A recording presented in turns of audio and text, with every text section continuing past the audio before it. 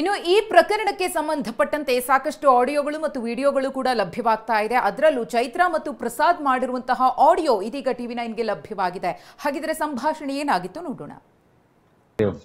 ಪ್ರಸಾದ್ ಮುಡ್ಸ್ದೆ. ಓ ಆಯ್ತಾ? ಇಷ್ಟು ಬೇಗ? ಓ 6:22 ಆಗಿ ಹೋಯ್ತಲ್ಲ.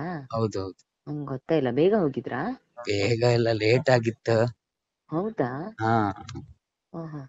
ಅಂದ್ರೆ 6 ಗಂಟೆ ಹೇಳಿದ್ರಲ್ಲ, 6:15 ಆಯ್ತು. ಈಗ ಜಸ್ಟ್ ಮುಡ್ಸದಷ್ಟೇ. ಹೌದಾ? ಹೌದು. ಸರಿ ಸರಿ, ಅವ್ರಿಗೆ ಫೋನ್ ಮಾಡಿ ಹೇಳ್ಬೇಕಿತ್ತು. ಗಗನ್ ಅವರಿಗೆಲ್ಲ ಹೇಳ್ಬೇಕಿತ್ತು ಫೋನ್ ಮಾಡಿ. ಗಗನ್ಗೆ ಹೇಳ್ದೆ. ಹೌದಾ? ಸರಿ ಸರಿ. ಗಗನ್ ಮಾಡಿ ನಿಮ್ ಮಾಡಿದೆ. ಹೌದಾ?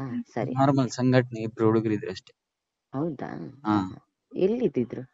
ಅದು ಯಾವ್ದು ಕಾರ್ಕಳ ರೋಡಲ್ಲಿ ಒಳಗೆ. ಹೌದಾ? ಮೋಸ್ಟ್ಲಿ ಸುನಿಲ್ ಕುಮಾರ್ ಮನೆಗೆ ಹೋಗ್ತಾರೇನು? ಸುನಿಲ್ ಕುಮಾರ್ ಮನೆಗ? May be. ಇಲ್ಲಾಂದ್ರೆ ಅಲ್ಲಿ ಯಾಕೆ ಬರ್ತಾರೆ ಅಲ್ಲ? ಹೌದೌದು. ನೋಡ. ಸರಿ ಸರಿ. ಅವ್ರಿಗೊಂದು ಹೇಳಿಬಿಡಿ ಆಮೇಲೆ. ಯಾರಿಗೆ? ನಾನು ಮಾಡಿದ್ದೇನೆ, ನೀವು ಆಮೇಲೆ ಫೋನ್ ಮಾಡಿ. ಸರಿ, ನಾನು ಇನ್ನೊಂದ್ಸಲ ಫೋನ್ ಮಾಡ್ತೇನೆ. ಸರಿ ಸರಿ.